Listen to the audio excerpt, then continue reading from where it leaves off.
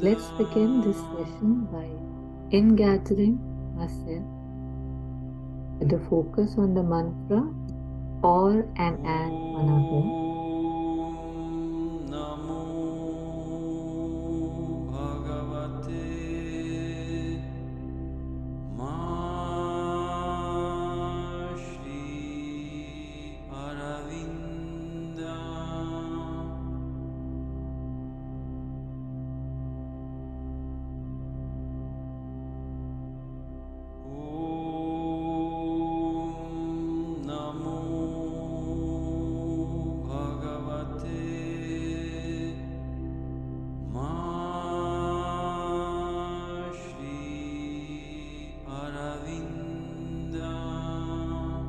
Invoking Mother's presence and grace.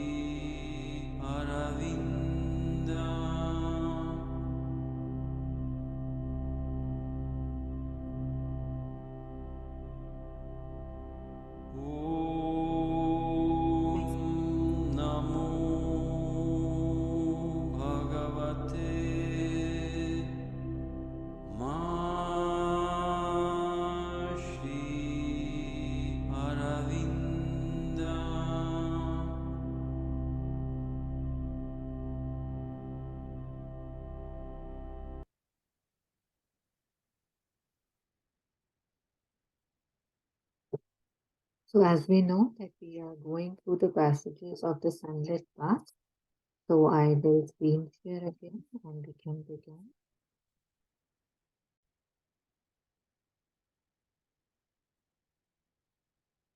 So we have to take up this passage.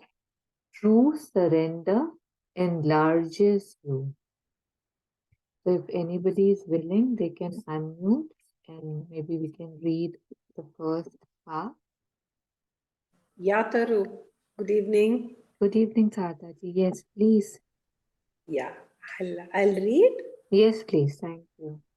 Yeah. By surrender, we mean a spontaneous self giving, a giving of all yourself to the divine, to a greater consciousness of which you are a part. Surrender will not diminish, but increase. It will not lessen or weaken or destroy your personality. It will fortify and aggrandize it. Surrender means a free total giving with all the delight of the giving. There is no sense of sacrifice in it. If you have the slightest feeling that you are making a sacrifice, then it is no longer surrender. For it means that you reserve yourself or that you are trying to give with grudging or with pain and effort and have not the joy of the gift, perhaps not even the feeling that you are giving. Yes, thank you. Any reflections? Taru, if you have the slightest feeling that you are making a sacrifice, say when will we feel that when you surrender, when will you feel sacrifice? I didn't get this paragraph. Maybe this lines. Yeah. Yeah, Sadaji, a lot of us, it feels like, how we take up everything, right? Like how we take up any of the chores. That, okay, I have to do this, then I have to do this, then I have to do that, right? So there is a possibility in some of us that we take surrender also as a thing that needs to be done, right? Okay, this has to be done. How do I do it? I will do it. Okay, let me follow this process, right? It's not happening by grace. It's not happening naturally. You're not opening to it. I think that is where it says that if we have a feeling that, oh, I have to give something up, right? Oh, this is a sacrifice. Oh, I still want to. run after this, or I have this desire which I have to, suppress. So I think that's what it's talking about. At least that's what my perception is. That if one feels that, this is something that is of a burden, it feels hard and sacrificial in nature, then it's not surrender. Then Okay. one has to, I feel there's more ripening probably that needs to happen. Okay. Thank you.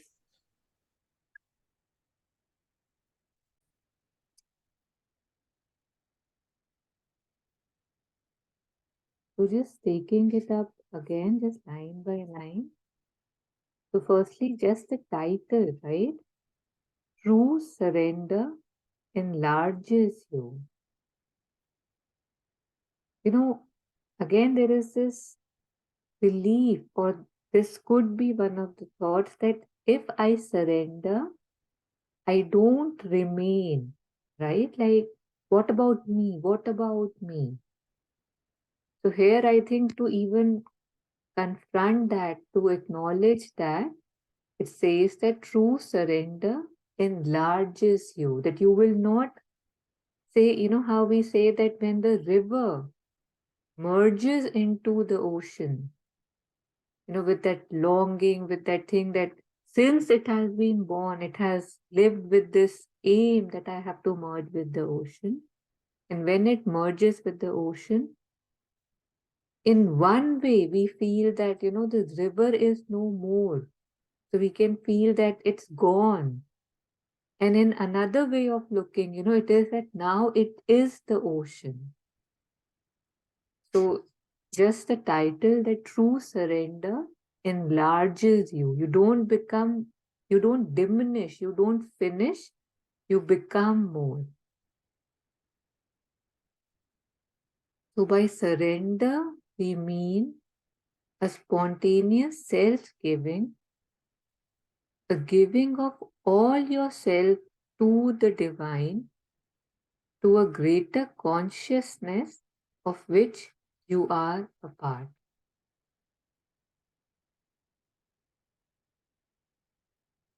This word, right? Spontaneous.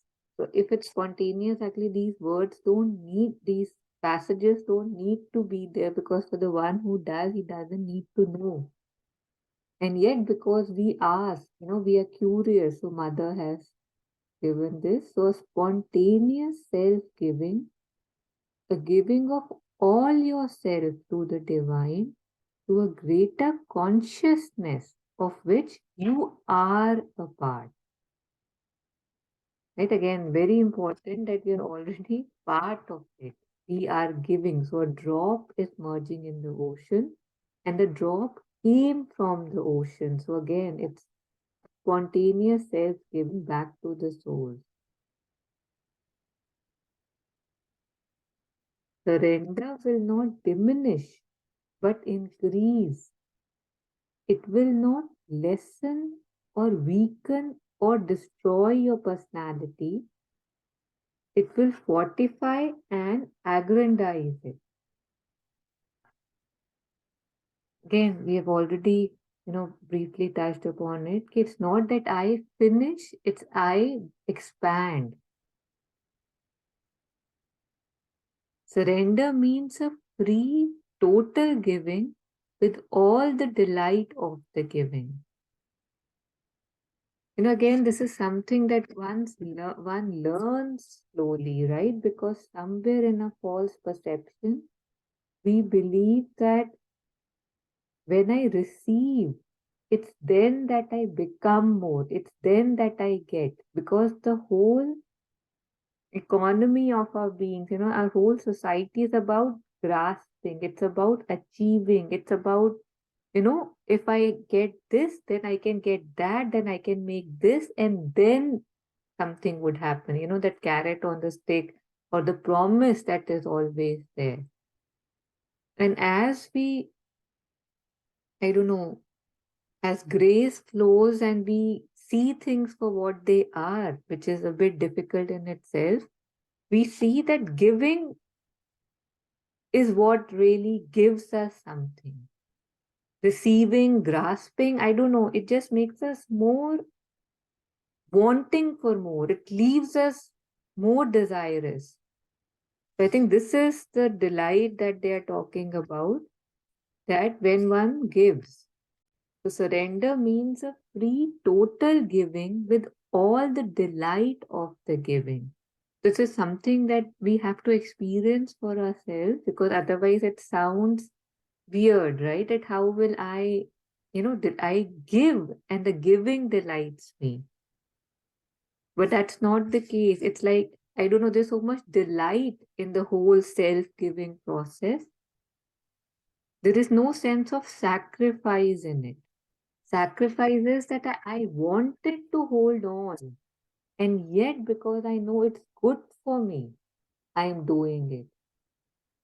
And here, Mother is saying that in surrender, there is no sacrifice, there's a delight, there's a joy. And if you have the slightest feeling that you are making a sacrifice, then it's no longer surrender.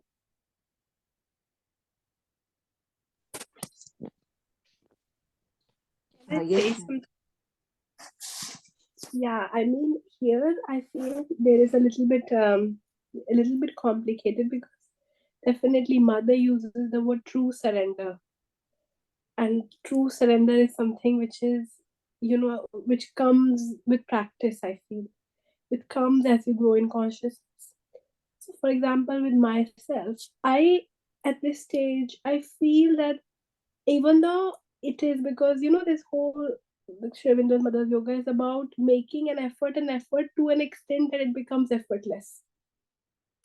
But you need to make an effort. So at the moment, I definitely feel that my surrender is a form of sacrifice, because the vital does not want to let go.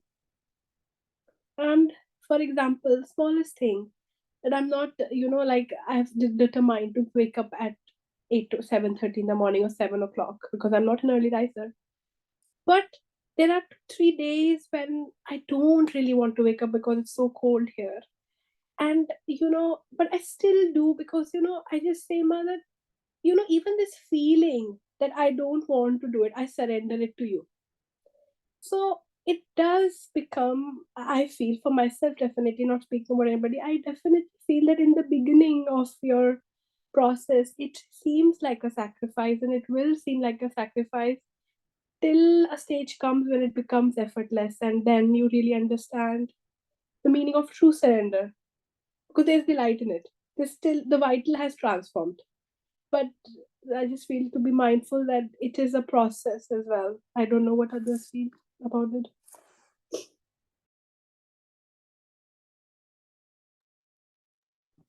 Yes, Nandini, thank you for sharing. Yes, Sadhana. Yeah, see what I understood from, Nandini, I feel this is true surrender, because, she has the feeling that she does not want to get up. Even she surrenders that feeling to the mother. Mother, I want to get up, but my something in me is saying that I don't want to get up. I want to sleep for some more time. All the feelings, when you start surrendering all your feelings, that becomes total surrender. That is what I feel. See, when I feel like eating sweets, this happened to me yesterday. Generally, I will not eat sweets much, but since 2 3 days I feel like eating sweets, lot of sweets. What happened to me, Mother? I don't want to eat sweets, but something in me is telling me eat sweets. But I want to control it, but I was not able to. When I go to kitchen, I'll just eat some, at least one chocolate, half a chocolate, something I was eating. So I came and told the mother, Mother, I'm not supposed to eat sweets. I don't want. But something in me is not allowing me to live like that. If I see something, I feel like eating. Please transform this. Today I saw those sweets, but I didn't feel like eating. So I feel maybe this is vital, or I don't want to comment on that, but I feel this is true surrender, what Nandini was saying now. If you are able to see our movements, then if we are able to offer it to her, then what else more needed? That's what is my thought on this. Yeah, thank you.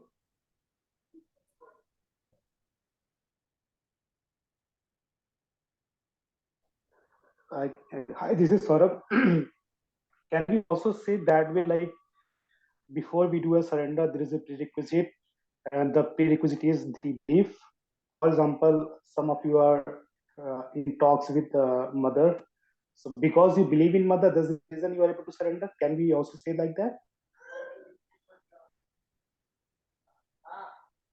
Because we believe we are able to surrender. So basically, I think that is absolutely a prerequisite, because unless you have that faith, right?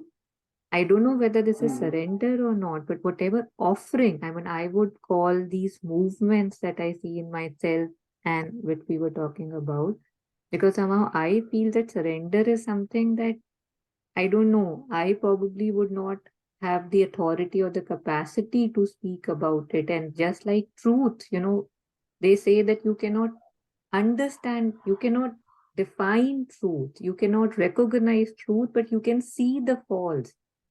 I personally feel the same about surrender, that it's too big, it's too pure, it's too of a different dimension. I don't know what it is, but I do know what it's not. I do know that, okay, if I see something and I am saying, okay, mother, this too you take, I'm offering myself, because that's what I can do. It's a movement. But yeah, so the faith, the belief, of course, or yeah, I didn't understand if you were asking something else, but what you were commenting, yes, absolutely. The faith has to be there. Without that, the movement only, I think, would not begin. And I'm sure you would agree. Got it. Thank you. And Taru, that's my another question. Sorry if I'm taking a little No, more no, time. please, Then when please. the when the faith come, I mean, for example, somebody like me who have not read much about Sri Aurobindo and Mother, I just theoretically understand them. But for you, some others who had to this path for time. So when was the point in your life when you start believing in Mother Sri Aurobindo? How faith started? I mean, because logical mind always say, how do I know whether they were the realized one? There are so many like that. So, and I'm very honest sharing my thoughts here. So, I mean, maybe is it like you got a personal experience in like, yes, I totally believe in them. They are the true masters, spiritual masters. I should be spending. That's how you started believing. That's how you started doing the putting the faith in them. Yeah, Saurabh, I think that, we think that everything is mental. This is how I arrive at things.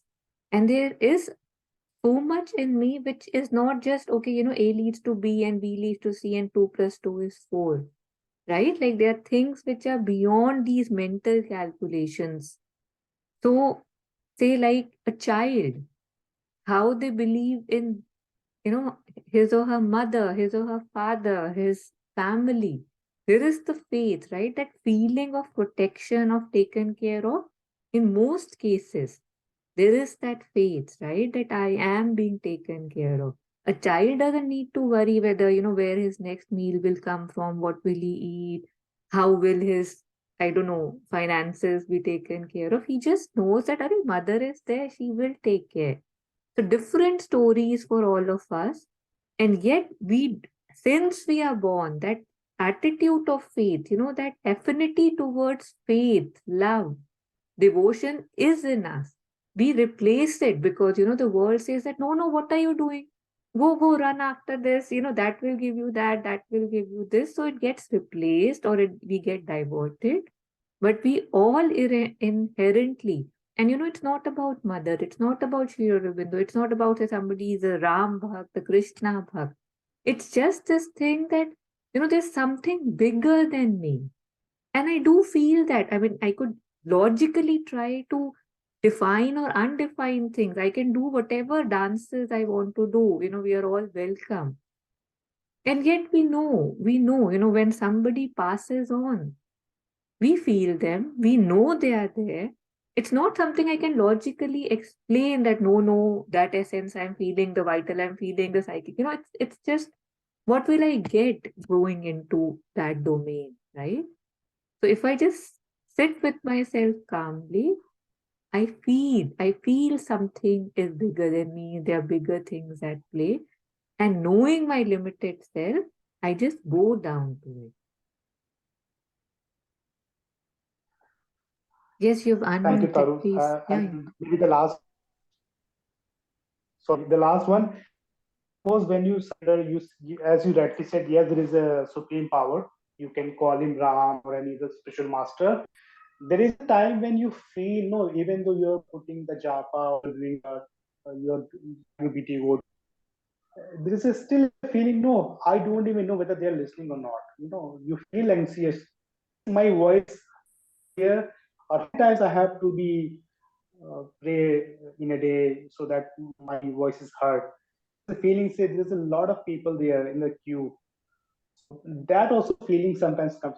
Feel I don't even know whether I'm doing.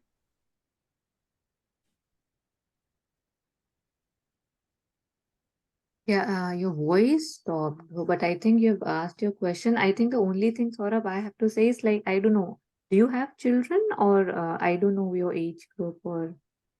Yeah, I do have children. Yeah. So if, say, a child wants you to listen to him, right, and you're doing some work or you're not fully there, what will he do?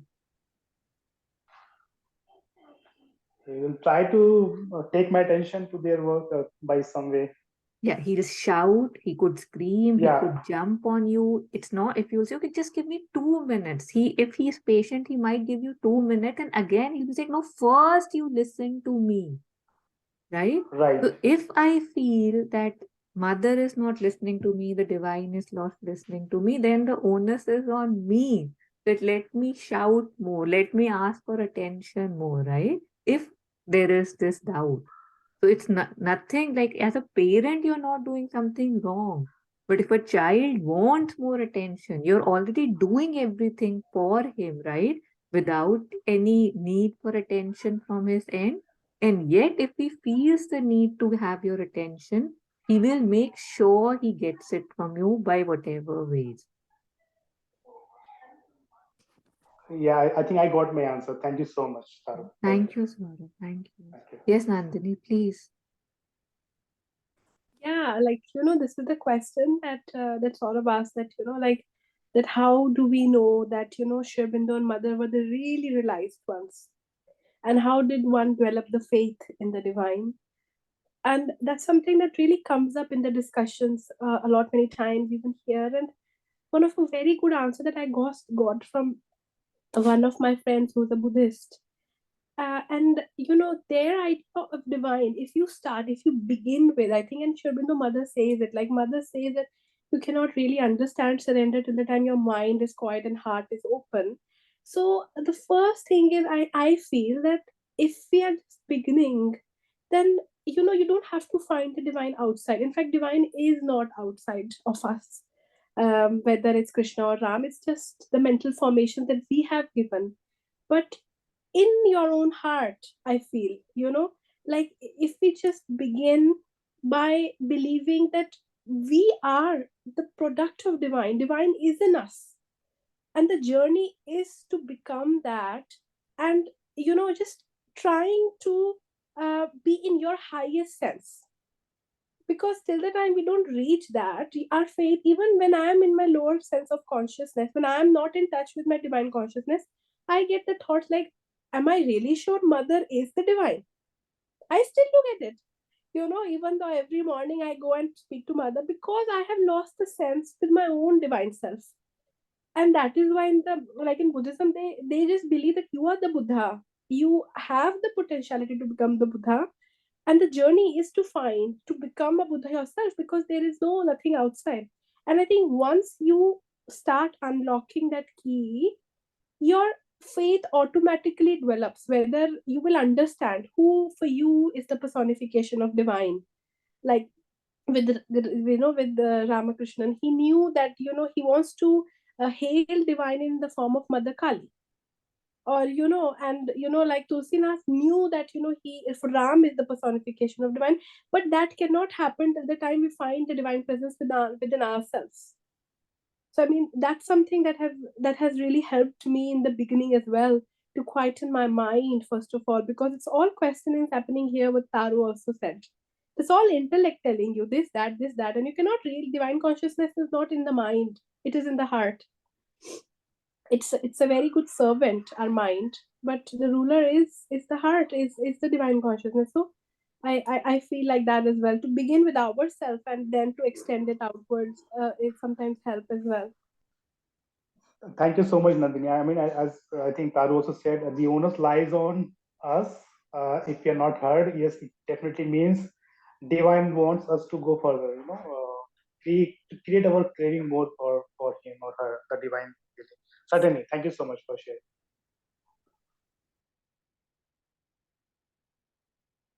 Yeah, Saurabh, actually, I said that I don't think that we are never not heard.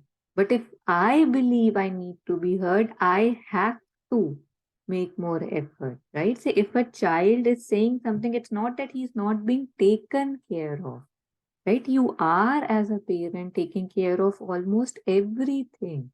And still, if he has this urge, this want, this longing for more attention, he must make that happen to just satisfy his own being. It's not that you need to be felt that yes, I have been heard. Sorry, yes, please.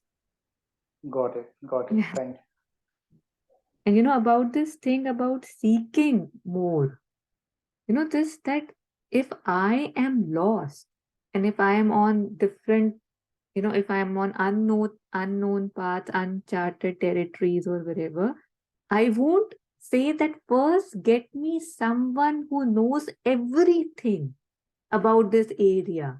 And then I will ask them that, sir, I want to go here and you tell me where that place is. No. I start randomly asking anybody, right? Or say, because, it appears that because they live here or they are standing here, they might know more than me.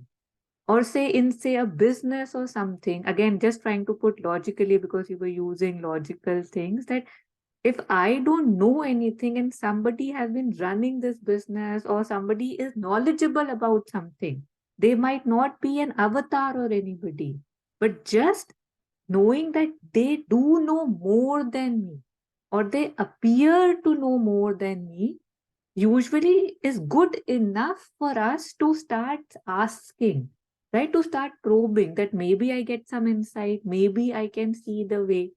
So, similarly, we don't need probably so much skepticism and so much doubt. If we are getting, that's good, that we must clear that too. But all I'm saying is we can even take it more simply and lightly, that I don't seem to know where to head.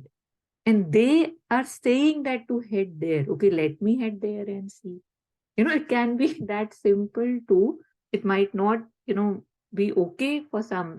Some of us do want to be fully assured that whoever is guiding me is the right thing. But we can use the same mind which I'm using for doubt right now to keep doubting and yet walking, that okay, this appears to be lighter, this appears to be taking me towards more light. And while walking, one can make these, I do not have these questions. Yeah, thanks. Yeah, welcome, Monica.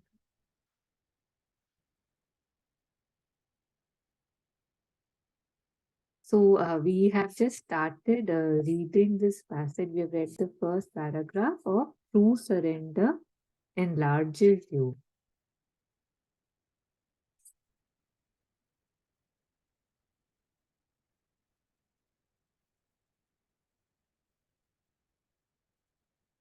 So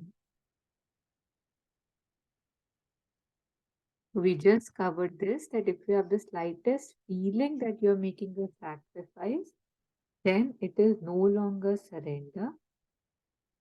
So moving on, it says, for it means that you reserve yourself or that you are trying to give with grudging or with pain and effort and have not the joy of the gift, perhaps not even the feeling that you are giving.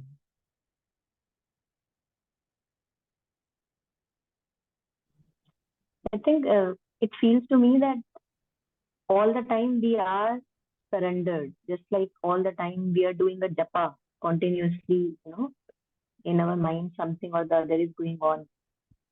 So everyone knows how to do a japa since we are all doing it. So I feel that we are all anyway surrendered. We are surrendered to our thoughts. We think that whatever we are feeling and thinking and having the storylines, they are correct. We are all surrendered to that. There it doesn't feel that I'm making a sacrifice, if I'm surrendering to my thought patterns. Just because we are habituated to think like that or to feel like that.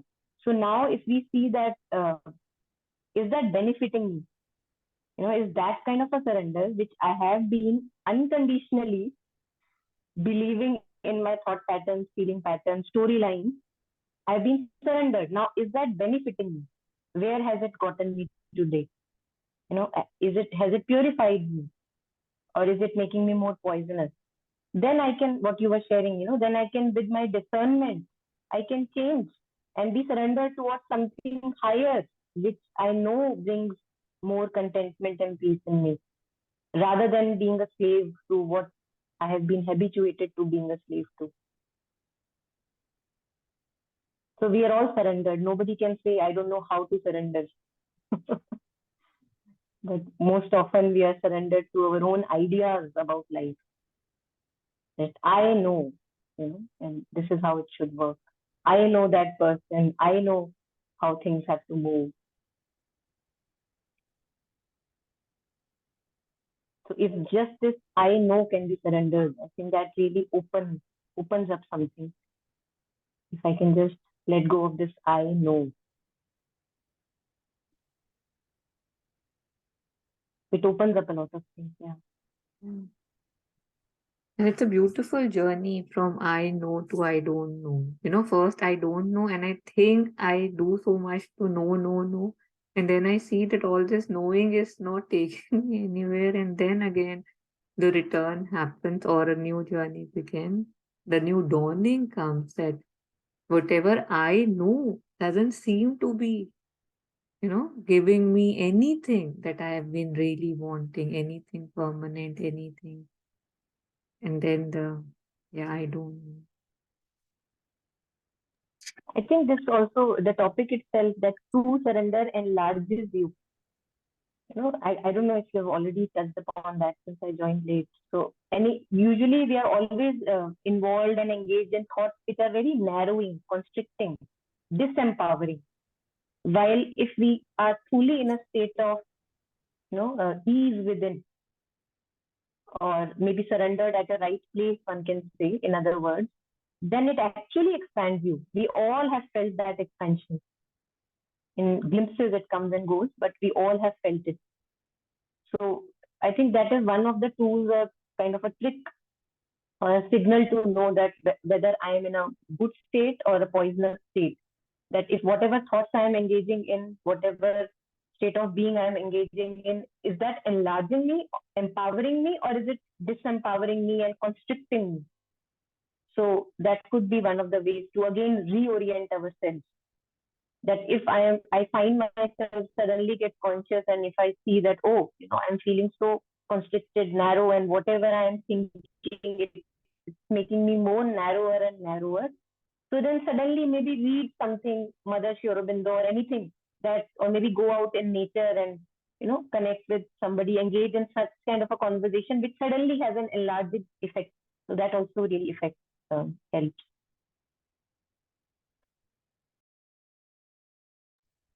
Yeah, Monica, can you hear me, Monica? Yes, yes. Yeah. Please. So can you please tell me the difference between offering and surrendering? What is offering? What is surrendering? Offer is That's a very a step good for question. surrender. Yeah, I think when we talk about offering, Saru, you want to add on anything before I blah, blah, blah? No, you please, blah, blah. We have been missing you, blah, blah, blah, this week. Yeah.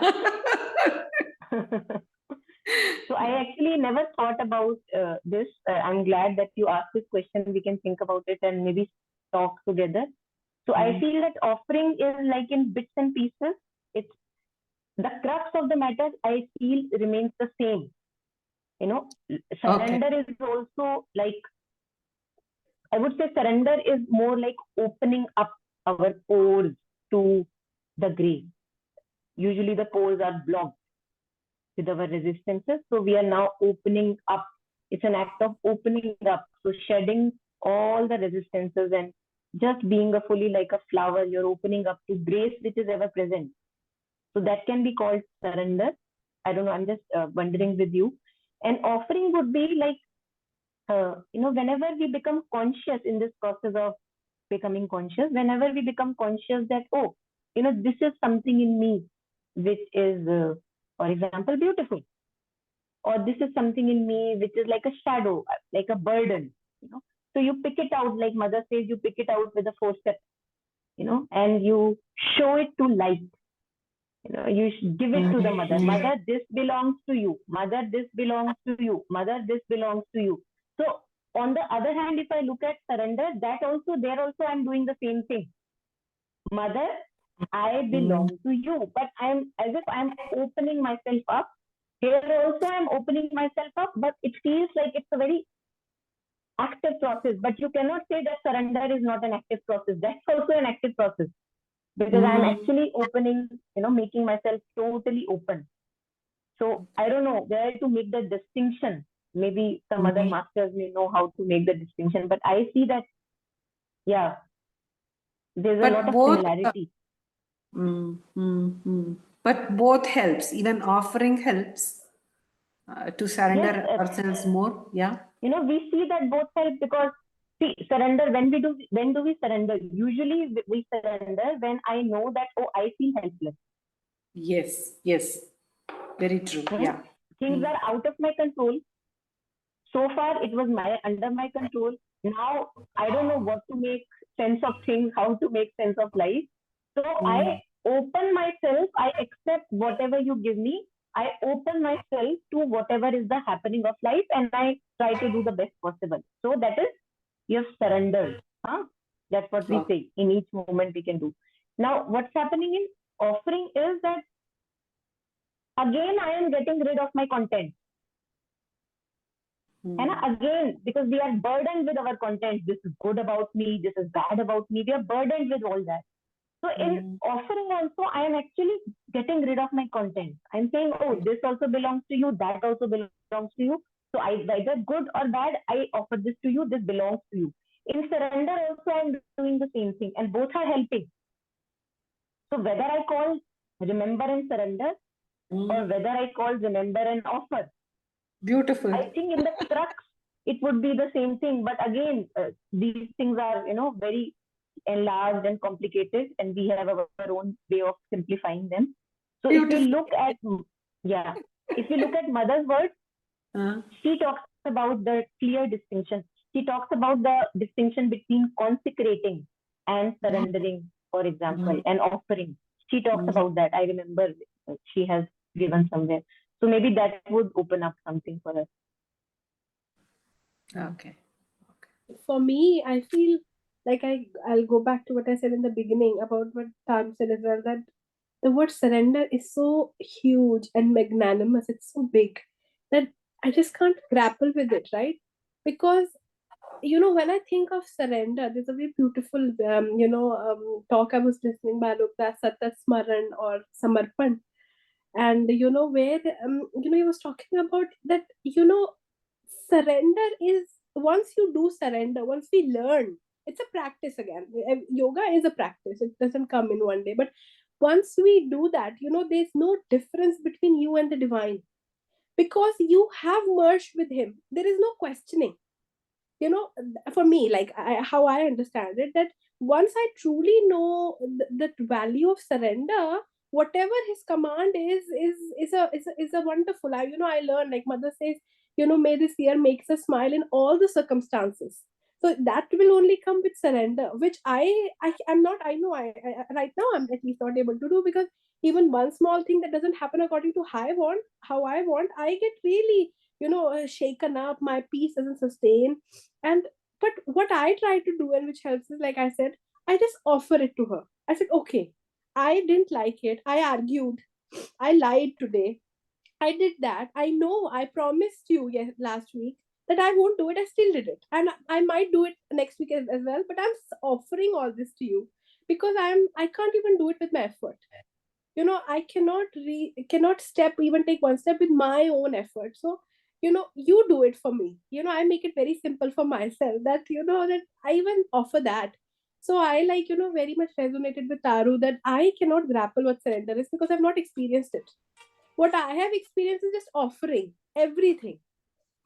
And even the fact that sometimes I forget to offer, I offer that as well. That many times in the day I forgot to offer. I was in my own head, I was in my own this thing. I even surrender that to you. Like, I offer that to you. So for me, it's like that, because when I think of surrender, I just think that, wow, if that happens, that's such a Anand state. It's that we all aspiring for. But yeah. I think these are also a little bit our images about, we make things bigger, like we make persons bigger. Like, oh, that fellow, oh my God, he is the CEO of that. So I think it's just also our ideas about many things that makes the thing a little further away from us. While if we realize we all are already surrendered, it's only that we have to become conscious that we are. All of us are surrendered. There is, like Aurobindo says, that there is an unconscious sacrifice already going on in universe. That sacrifice has to become conscious.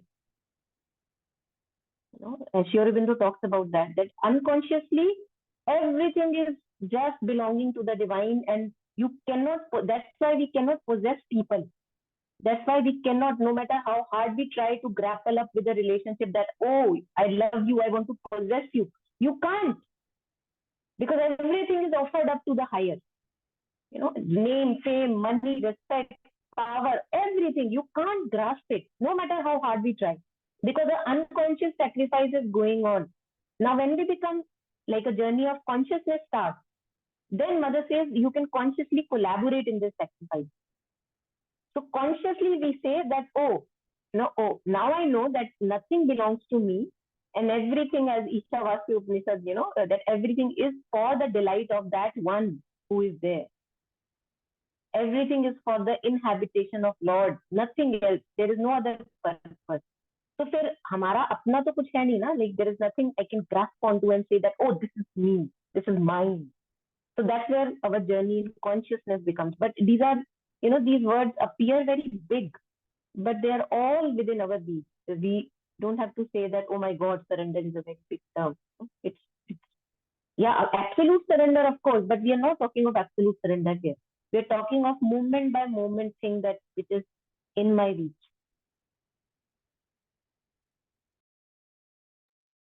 In this passage, Mother talks about true surrender. So the question, when we started was the true surrender. So I have personally seen again for myself that if I try to understand something which is too big, as in there's too many elements around it, I rather move further away. It just gets complicated. So for me, okay, I understand offering, right? So just let me offer, and then when it has to dawn, I don't need to have a check that, okay, this was surrender, this was offer, this was this, there's nothing needs to be done. But if I can see the first step, I will not say that where is this route taking me, right? If the step feels right, just in that spirit, I will walk. Because lot of times we stop that. No, first let me understand fully. That I feel is more, it just takes away my energy and time. And yeah. And while you were sharing, I was just thinking about conventionally how we use the term offering and surrender. They say there's a king, right? And there's a fighting between two kings, and one king is offering, say peace, a piece of land or something. Okay, I offer, it's in part. Okay, I offer you this, let's have peace. I offer you this, don't do this, kind of a thing. And yet, when that overtaking happens, there is that, okay, now you must surrender. So now there's nothing that belongs to you. Everything that belongs to you now belongs to the other king to which you have surrendered, who has overtaken your kingdom, right? So I feel that to some extent it looks as if then the I does not remain, right? It's just that want to kill, you kill. You want to imprison, you imprison. You want to, yeah, let me still rule. You let me still rule. There's nothing now. There's no discussion. There is no theek laga lo types. It feels complete.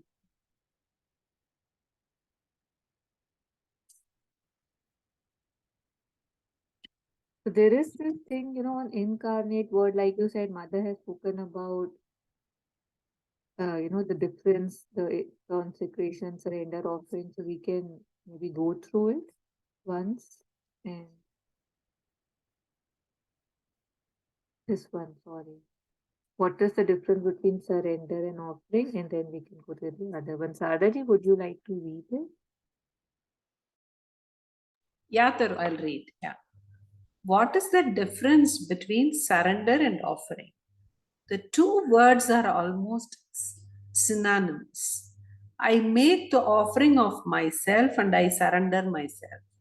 But in the gesture of offering, there is something more active than in the gesture of surrender. Unfortunately, submission in French is not the true word.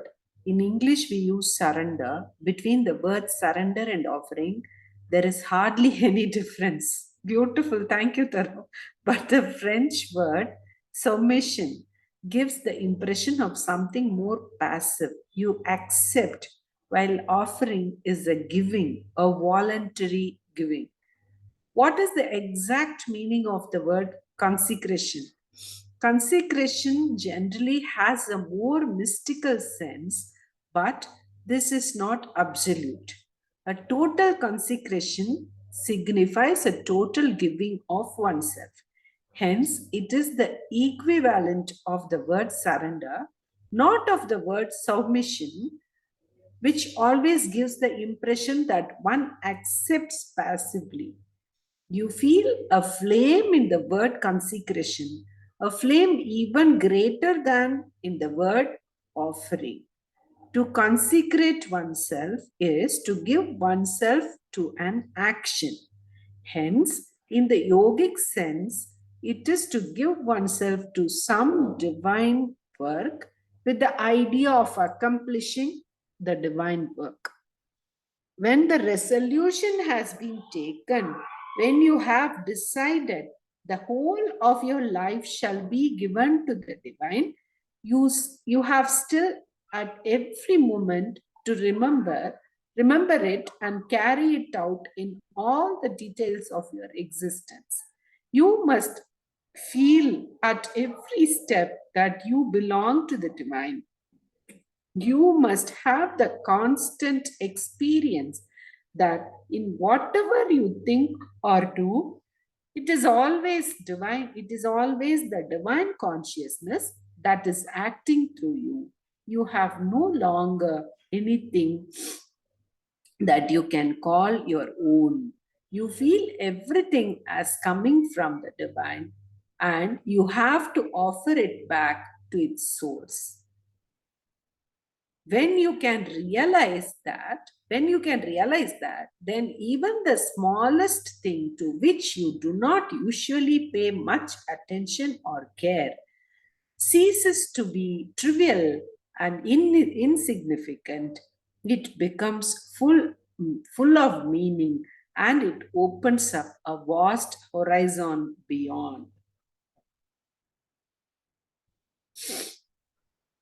Yes.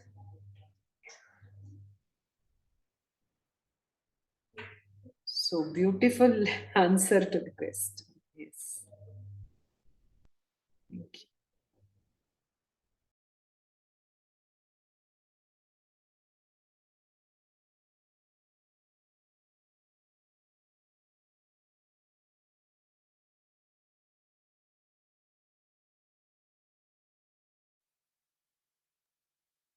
So if we have any reflections on what we just read before we take this up again, we can do that.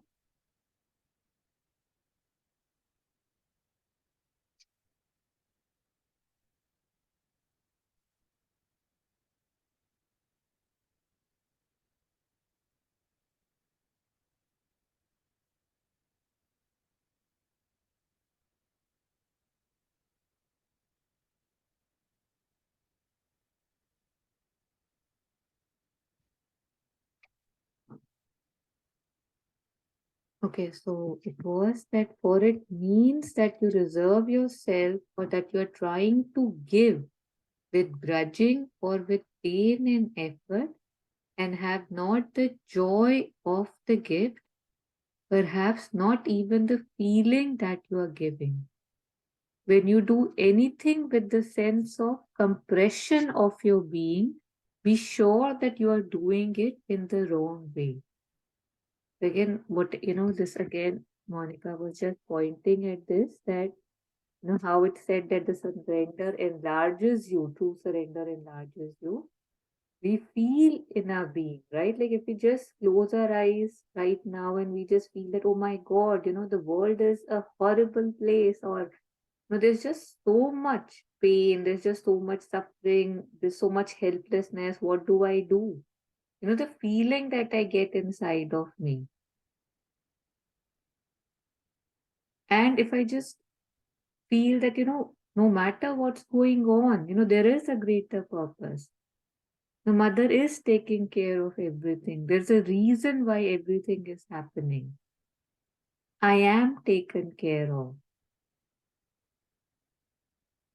Suddenly there's a shift, right? From that, oh God, what to do, what to do, what to do, that, okay, I am being taken care of. So just that compression, that expansion is a very good guideline that we can use. That is there that we can become conscious of in our everyday.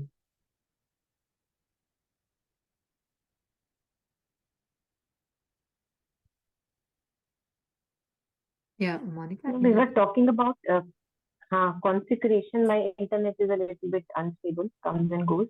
So you're talking about consecration, the thing that you were sharing from the mother. And usually, whenever we talk about consecration, it's like we think of temples, like the places, inner sanctum sanctorum, where we put the deity and invoke its presence, and it's a consecrated place. That's what we usually.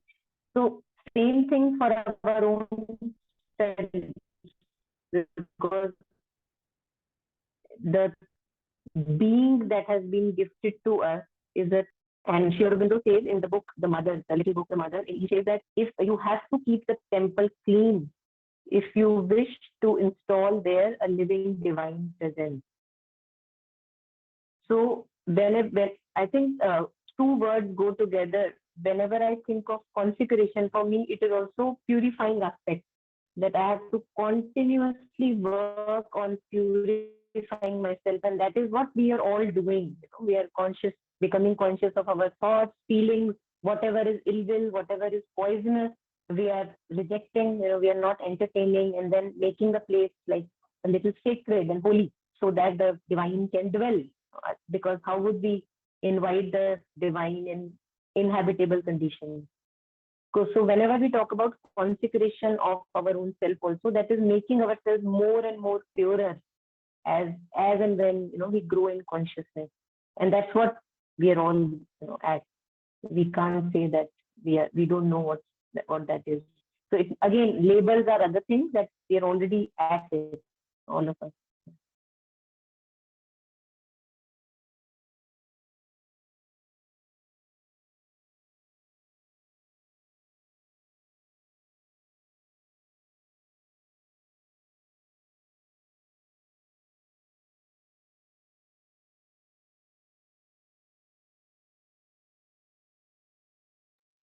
So just repeating this, that when you do anything with the sense of compression of your being, like things that constrict us, things that make us feel small, things that, I don't know, there's some repulsion at times one feels in the body, or some resistance that not this, and yet we say, no, no, no, in the name of duty, responsibility, not rocking the boat, continuity, just keep doing, and we walk toward the tipping point when one no longer can take it. And lot of times this happens in form of diseases, tragedies. And yet if we are conscious of these small constrictions that we are feeling, and if we honor them, if we honor ourselves, We don't have to reach those tipping points every time. We can learn. This could be our compass, right? Always pointing towards the inner light, the guidance. So when you do anything with the sense of compression of your being, be sure that you're doing it in the wrong way.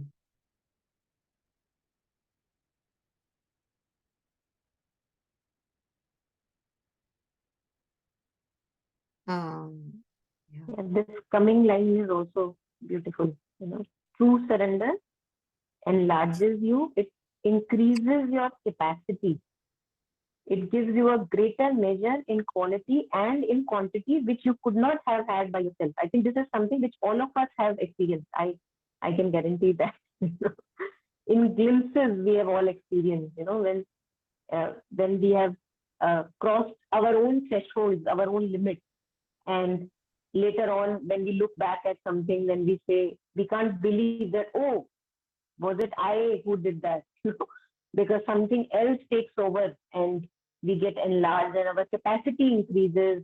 We are able to do more work whenever we are doing work with a sense of impersonality, not doing it for our own self. We are doing it with more negation, self-abnegation, as Mother says. Like with Champak Lalji, we have been reading in Inspirational Lives, how he would just sleep whatever little time he would get, he would just sleep that much. Whenever he would be able to eat, just that he would be able to eat, that's enough. And there was no, kind of a discipline that he was following. The only thing was that he was just completely offering his life to Mother and Aurobindo. So that expanded his capacity. And we see that in many, many people, that in relative degrees, that expands our capacity. But as a limited me, the ego self, we can do only little. But when in degrees we increase in our surrender, that we can do more, because in surrender there is also a delight. Along with enlargement, there is a delight, and delight is the basis of existence, which fuels me. That's why we want to meet only those people who give me joy, because it kind of propels us further. We don't want to meet those people who bring us gloom, for example. So yeah, surrender brings delight, and that's why with delight, it's like my fuel, it's my food. So I would not need to eat that much, even then I am being sustained by that surrender and delight. We all have touched that space, I'm sure.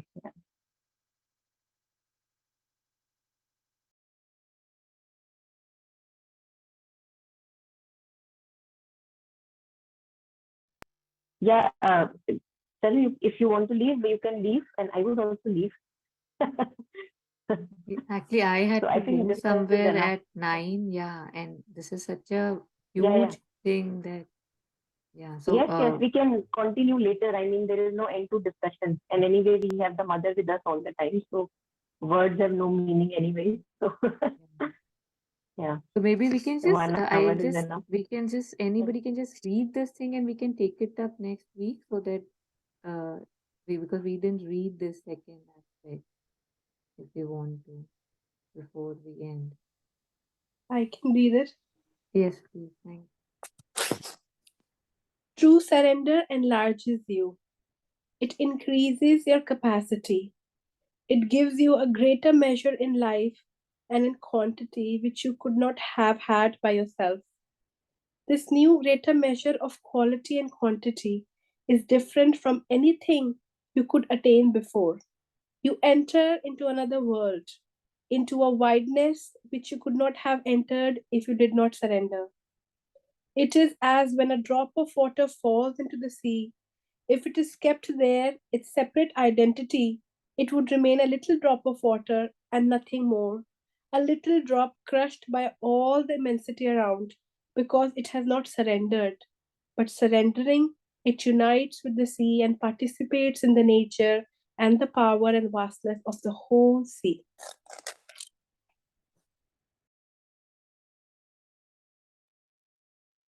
you, Nandini.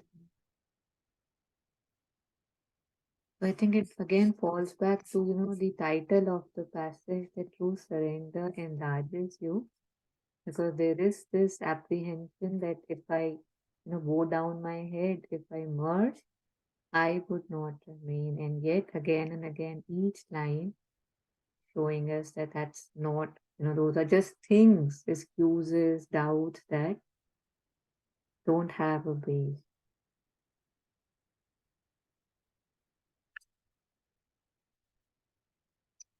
Yeah, so it does feel a bit rushed, but I apologize. We'll end here. We'll take this up next week.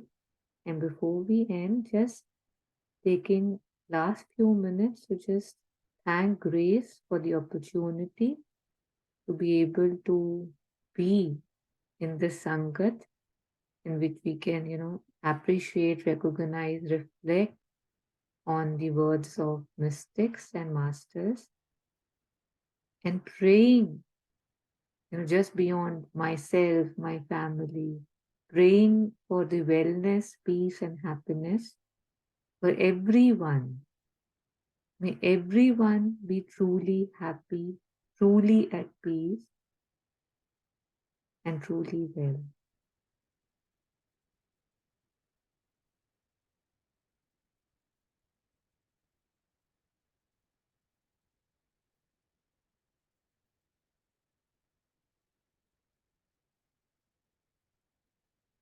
Thank you so much.